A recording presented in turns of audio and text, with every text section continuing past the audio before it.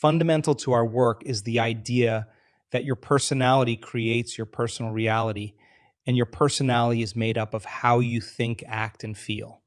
Thus, in order for a person to create a new life and a new reality, they have to change their personality. To transform from the old self to a new self requires us to become conscious of all our unconscious thoughts, automatic behaviors, routines, and emotional reactions that we've been conditioned into. To become conscious of any of these unconscious programs is the first invitation to change. I was recently speaking with a friend who mentioned she had been struggling, so I asked her to do a simple exercise that I often do when I personally reach a point where I'm being challenged by something or I feel like there's no movement in my life. I simply take out a piece of paper and write down at least two or three thoughts, habits, behaviors, or emotions I want to change. Then, in my meditation, I simply review and memorize each one until I become so conscious and aware of them that I don't go unconscious and let them slip unnoticed or unchecked past my analytical mind. In doing so, I take note of how I am thinking, speaking, acting, and feeling, because it's those negative or redundant thoughts, behaviors, and emotions that have been keeping me living in the same personality or state of being. Next, I write down 2 to 3 thoughts, behaviors, and emotions I do want to practice becoming. In my meditation, I review those thoughts with firm intention and attention, firing and wiring them into my brain. Then I mentally rehearse how I'm going to act in different situations in my life over and over again until I know that I can align my behaviors to those intentions. Finally, I love to teach my body emotionally how I want to feel when my life changes. And I practice opening my heart until I can bring up those feelings on command. Throughout the day, I review how I am doing and stay conscious. Via awareness combined with repetition, I fire and wire these new thoughts and behaviors into the fabric of my nervous system. In the act of combining the emotions of my future with my intentions, I am conditioning my body into a new future. The more I perform this process, the more I systematically install new circuitry into my brain, while at the same time chemically and genetically conditioning my body to become that new personality. As a result of the new firing and wiring, the hardware or the architecture of your brain becomes more like software. And now the new thought in your head, the new voice says, I can or anything is possible, rather than I can't or nothing is ever going to change.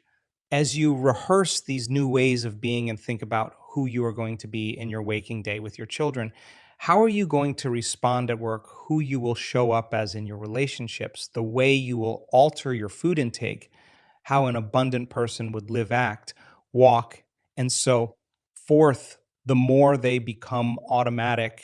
And it's that new automatic neurological network that creates a new level of mind. Research now shows that just by performing these mental rehearsals, your brain will look like you've already experienced that reality. That's priming the brain into a new future instead of revisiting the old circuitry from the past.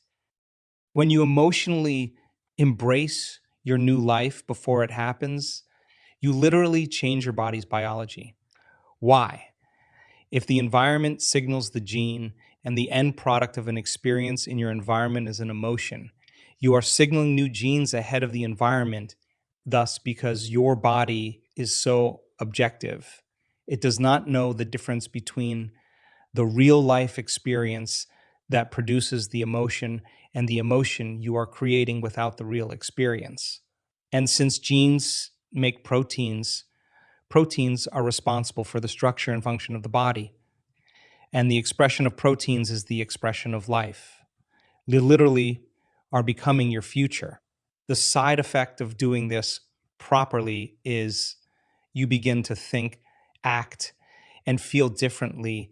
And that means you are becoming a different personality who is connected to a new personal reality. To feel and experience the emotions of your future in the present moment before that future has occurred is what most people generally have a hard time with, because most people are waiting for something, person, or event to happen in their life to take away that feeling of emptiness, lack, or separation. In this process, I think another challenge is to remind yourself who you no longer want to be. That's the unlearning process. That's the process of breaking the habit of being yourself. And so it makes sense that before you create a new personality, it's a good idea to no longer be the old personality who, for the most part, has become a combination of unconscious programmed thoughts, behaviors, and emotions.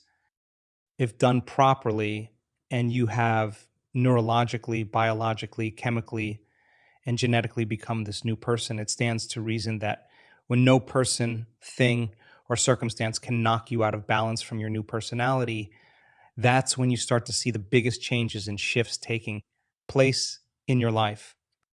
If you understand that your personality is intimately connected to a new life and new personal reality, when you're a different person, diseases could naturally change in your body because you're no longer thinking, acting, and feeling the same way.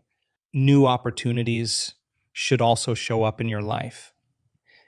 In addition, people will notice that you're different because you no longer match their memory of you, because you're no longer that person.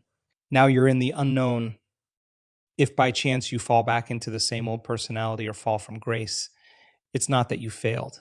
It's just that you have to become conscious again. So pause for a moment and change your state of being again. That's executing a free will that's greater than those unconscious programs.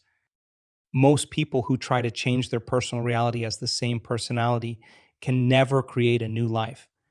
So, going back to the fundamental basics in order to change some aspect of yourself is one of the most powerful ways to create a new future and a new life.